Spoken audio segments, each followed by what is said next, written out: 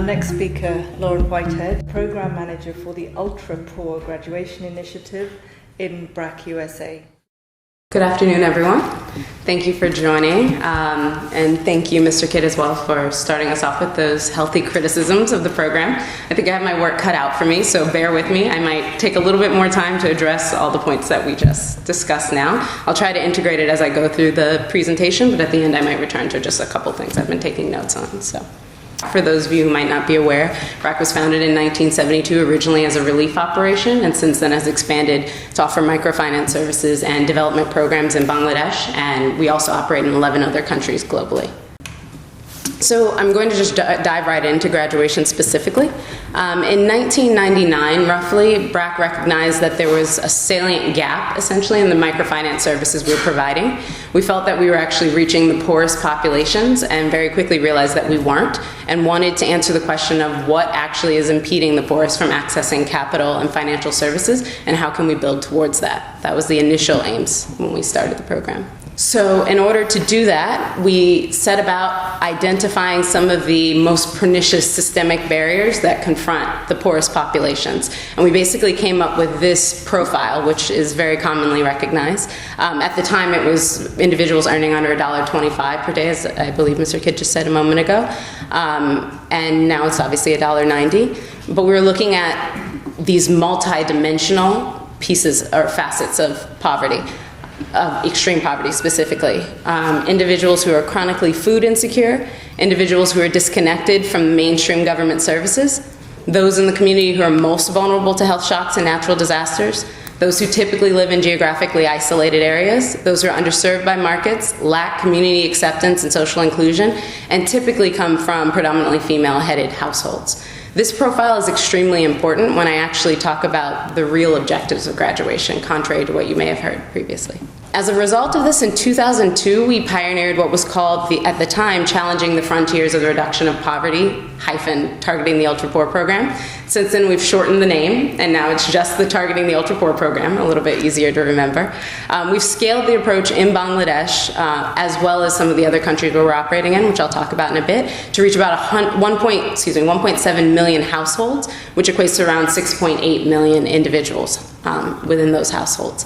By 2020, we estimate that we'll have reached roughly 2 million households. Now, again, that's between Bangladesh and some of the other countries we've been piloting in. What actually is the theory of change behind graduation? There's a lot of confusion about this, and to borrow your word, Stephen, there are a lot of myths as well that surround the program. The program really, if you broke it down in its most simple version, really has to focus on targeting whoever are the poorest or most vulnerable in a community. Now that's contextually specific, so it changes in the different countries where we're operating in. Obviously outside of Bangladesh is very different. And you're providing these three pieces that are there in the center. Some kind of an injection of capital for a productive asset, which might be a physical asset transfer, it might be a large cash transfer, and usually that always comes with some form of training. So that is going back to a model of having, you're in a rural area, having livestock or having poultry and training. But if you're in an urban area, that might also be training in petty trade. That might also be links to wage employment, for example. Coupling that with holistic wraparound services. Again, we're thinking about the profile of the poorest in all of those multidimensional areas that I mentioned before that they face, and trying to design a program that specifically meets all of their needs outside of just their economic circumstances, and providing regular accompaniment and support. And now that's through coaching that goes on throughout the program in a time-bound period. And I'll talk a little bit about what happens at the end of that time-bound period as well. And at the end of this, yes, we do really see that the ultra-poor are able to jumpstart their sustainable livelihoods and build resilience to future shocks that may occur. We recognize that future shocks will occur. It's not that if they might occur, it's when they occur. And so what we're trying to do with this program is prepare people to be able to cope with those. Well, actually to do more than just cope, to be able to get by and to be able to get on with their livelihoods after that shock has passed. So we really think about graduation as providing a multifaceted response to the multidimensional needs of the most vulnerable. It's an integrated development approach. Okay, it's an integrated development approach. I'd like to emphasize that because I think that's a question that comes up frequently. So BRAC designed a model to try to reflect these aims. In Bangladesh, this is how we set up the approach, and again, in different contexts, it takes on different shapes. We start with some form of an asset transfer. In the earliest versions of the program, when we were operating exclusively in rural environments, that was a physical asset transfer, so livestock. So very frequently people talk about cows and goats. Yes, we gave cows and goats. We still do give cows and goats where they're relevant. We also give pigeons and chickens and rabbits and duck. So there's a lot of different poultry and livestock options available there. In urban areas, however, this takes on a very different shape. We're looking at individuals who will want to engage in the marketplace in different ways. So that might be training them in petty trade. That might be having women become seamstresses and tailors. That might be having people who are selling vegetables and prepared foods, etc. So there's a range of different options. It's not just about the livestock. After that, they receive some form of consumption support, and that consumption support takes place over a period of time that's predefined based on when their enterprise will start generating income. It's not support that's just removed arbitrarily. It's removed once their enterprise has started to generate some income so that that support can be provided to another family next. We also couple that with savings, with access to healthcare services, including government services, and with a social integration piece, which I'll talk about later, is very important for bringing these people into the community fabric, because we're talking about people who have been the most marginalized, the most ostracized, and in many cases are completely invisible in their communities. And then we couple that, of course, we bring that in the hands-on coaching as well. What does it actually mean to graduate? Graduation is not an exogenous exit. It does not mean that at the end of 2 years, everyone is kicked out of the program and they receive no more support. That is not the aim of graduation. That has never been the aim of graduation. And quite frankly, the reason why it's confused today is because of the term graduation. I'd like to actually go back to the term that BRAC originated, targeting the ultra poor. That's the point of the program. The program is not this point of graduation. That name actually came up later when the CGAP and Ford Foundation pilots happened, and I'll talk about that briefly later. But if we focus on that, then it makes sense that the aim of the program then is to have people meet this set of comprehensive criteria. Again, these criteria change in different environments based on the baseline conditions that we face, that the populations face. And within Bangladesh, this is the range that we're including. So we're looking at food security, which can be access to nutritious meals. We're looking at economic resilience, having multiple sources of income, increasing the value of assets, improving your home conditions, etc. We're looking at improved health practices, social inclusion and empowerment, and positive behavior change. And so what we're focusing on here are milestones that the household is reaching. How do we know they're reaching those milestones? Obviously, we're monitoring them, of course, but the hands-on coaching piece, that accompaniment model, is very important because you have someone who is checking in regularly with this household to see how they're progressing, to be able to get them back on the right track when they're getting off track, and to have specific touch points where they can come in to help correct any issues that the family is facing. Right? And so when we see these families reaching these milestones, we consider that as a cumulative effect of graduating. So there's not an income threshold. It's not to say that they suddenly reach $1.90 or when the program started $1.25 per day. That may be one of the dimensions, but we're really looking at a multifaceted approach so that we actually meet all of the myriad needs that we've identified earlier on. So what actually happens after graduation? Like I said, graduation is aiming to enhance the visibility of the poorest. That visibility means to other NGOs, if there are other NGO services that are available, within BRAC, because in many cases we didn't even know these people existed beforehand. That means for government services as well. A large percentage of these people are not even registered. There's no way they can ever access government services. There's no way they can open a bank account and let the money accumulate for 6, 10, 20 years. They don't exist. And so what we're trying to do is bring them into the fold, bring them into the light where they are then able to access these other services. So we actually link them to other programs when they finish the program. It's not a stop of support. There's not a sudden cessation of support. So in this way, we recognize it as being a progressive realization of rights, as well as a strategic complement to social protection programs.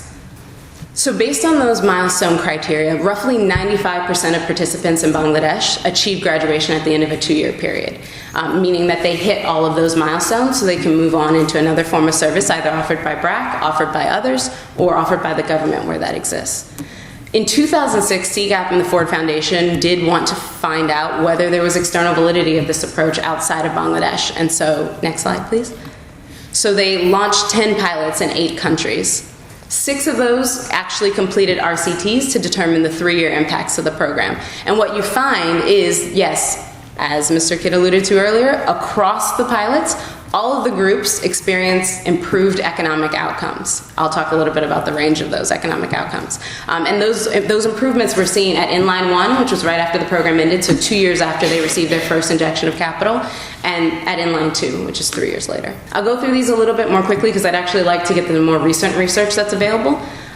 So this shows that relative to the comparison groups, the per capita household consumption increased by an average of roughly 5.8%. Now that's ranging from as low as 3% in Peru all the way up to 16%, as you can see in Ethiopia. I'm talking about at Inline 1 in the beginning.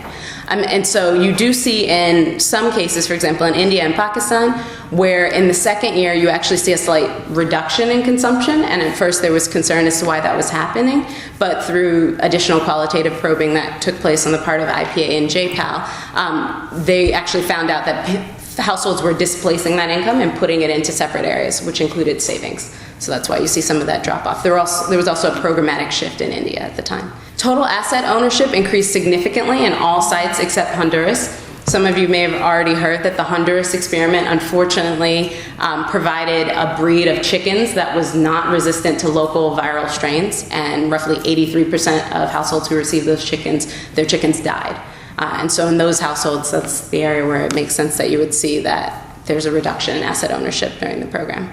And then, as I mentioned before, savings also increased significantly and persistently across countries, and you see households expressing an improvement in self-reported well-being. This is very important for some of the psychosocial transformation I'll talk about. So at the same time while these pilots were happening, BRAC was continuing to work with LSE's International Center for Growth to understand the long-term effects of graduation at the 4-year mark as well as the 7-year mark. And so what Mr. Kidd just spoke about was actually the 4-year mark. So what I'll talk about now is what we've discovered at the 7-year mark, 3 years later. What do we know now? At 7 years, the ultra-poor do actually continue at that rate. Now, the chart that he produced earlier is not a BRAC diagram. That's actually from CGAP and the Ford Foundation. The BRAC diagram actually shows that over the course of a person's lifespan, they experience shocks. So they go back down, they come back up, they go back down, they come back up, and then they eventually start to kind of plateau around a space that we envision will be over the poverty line long term. And so just to summarize those key findings there are increases in work productivity, there's some more stable and secure employment, which is very important and is not something that is necessarily just captured in the income indicators. We're looking at building resilience, promoting social cohesion and gender empowerment, and a significant reduction in economic inequality in these communities. So this last point on the reduction in economic inequality is exceedingly important to underline. And the reason why is because we're looking at a range of indicators in which these women were able to start closing the gap between themselves and the other wealthier classes. And as Stephen pointed out earlier, roughly 80% of the population at the time in Bangladesh was considered to be poor. And so now that number is a little bit closer to around 67%. But even so, these women are closing the gap between themselves and the non-poor who are closest to them. And what you see in this, though, is that based on looking at their non-durable expenditures, their savings, and their productive assets, these women are now investing in their future. That's something that's not just, again, captured by the income indicators, but what they're trying to save towards, what they're purchasing of productive assets that they maintain. A woman who started the program with a few chickens ends the program having chickens, cows, goats, a menagerie of animals that are now her fixed capital that she owns herself within the household. We're looking at a significant reduction in the gap in terms of land value and access to land, and that has social and economic impacts for these households because it improves their social standing, which means they're recognized in their communities, which means they are a part of the communities, which means they can tap into community resources that they couldn't before. And in addition, it means that they have access to expand their productive purposes, which they couldn't before, when most of them didn't even have a place to live. Because we're talking about women who were beggars, women who were living in domestic servitude without pay, etc. A lot of these women, these are the conditions they're coming from. So what does this mean? It means that the poorest households are actually able to sustain growth over time, reducing their inequality gap with the non-poor. Households are able to save and invest in productive assets and non-durables, as I mentioned, and increase access to land. So we think that for the bottommost on this economic spectrum, some kind of a big push intervention actually provides critical leverage for these households in terms of moving towards upper mobility.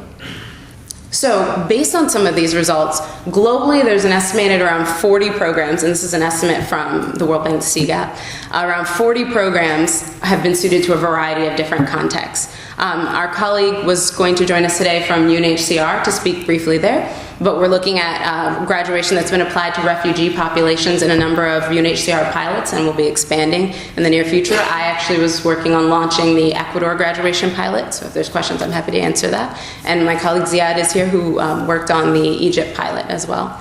We're looking at graduation that's been expanded to post-disaster contexts, including Haiti, where the MFI Foncosé has been expanding the program. And you see in those households, women who participated in the program after the earthquake bounced back faster than their neighbors. Because again, the program is about building resilience. It's not about crossing a specific threshold. We want to know when these women encounter shocks, can they bounce back better, stronger, faster than their peers?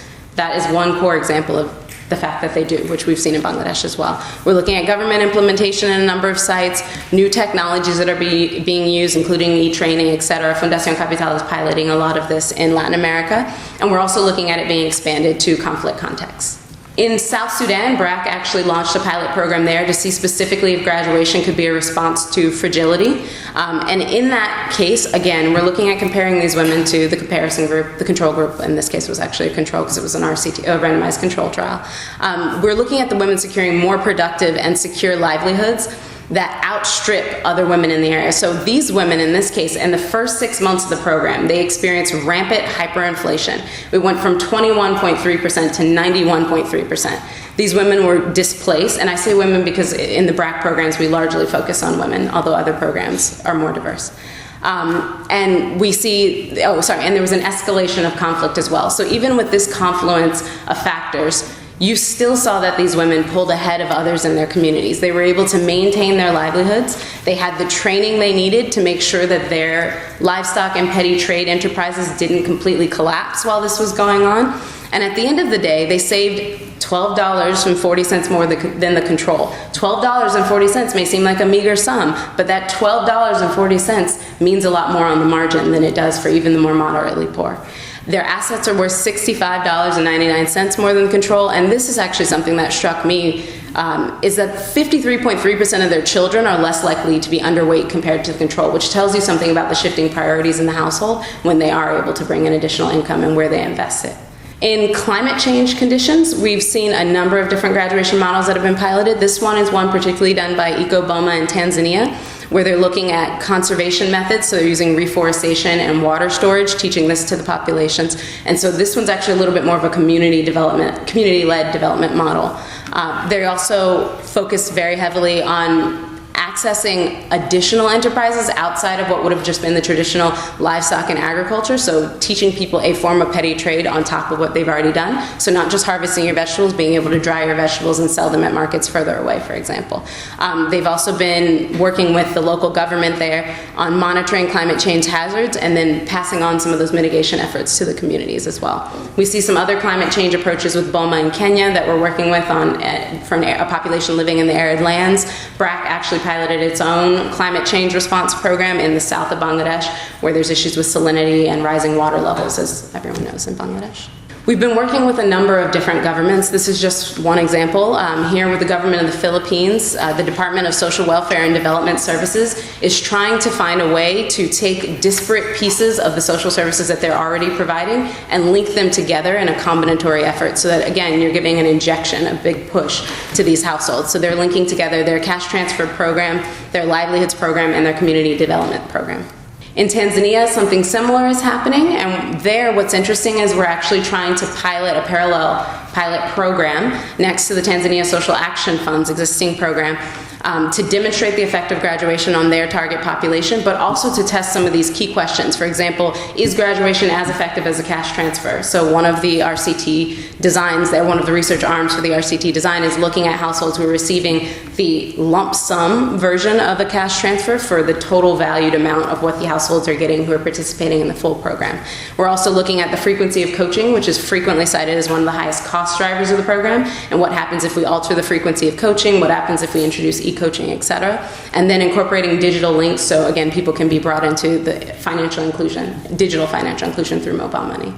So when we talk about graduation, BRAC does not think of it as being a silver bullet or a magic bullet. Sometimes I honestly confuse which of those two it is, nor a standalone approach to uplifting the ultra-poor. This is one of many approaches. It is a complementary service. It should come in conjunction with other programs. It should come either before or after other programs. We've never said that it should not. What we really see graduation as being is an on-ramp for the ultra-poor. Again, the people who are the most invisible, marginalized in their communities, bringing them into the fold, bringing them on the ramp so that they can access services that they otherwise wouldn't be able to, but that they do have rights and are entitled to. And so just to close, I just wanted to mention how BRAC is trying to advance this agenda. So obviously we are continuing to implement the program in Bangladesh. That's our form of direct implementation. We're expanding to the countries where we work in East Africa, as well as the Ebola-affected context, looking at how graduation could be a response after a health epidemic, and massive health shocks. We're offering technical assistance and advocacy. As I mentioned, we're working with some governments. We're also working with MFIs, NGOs, and others. And then we're contributing to the research, trying to grow the body of knowledge around Graduation 2.0. There's still a lot of unanswered questions, but we do feel like we've come a long way to get to this point. So.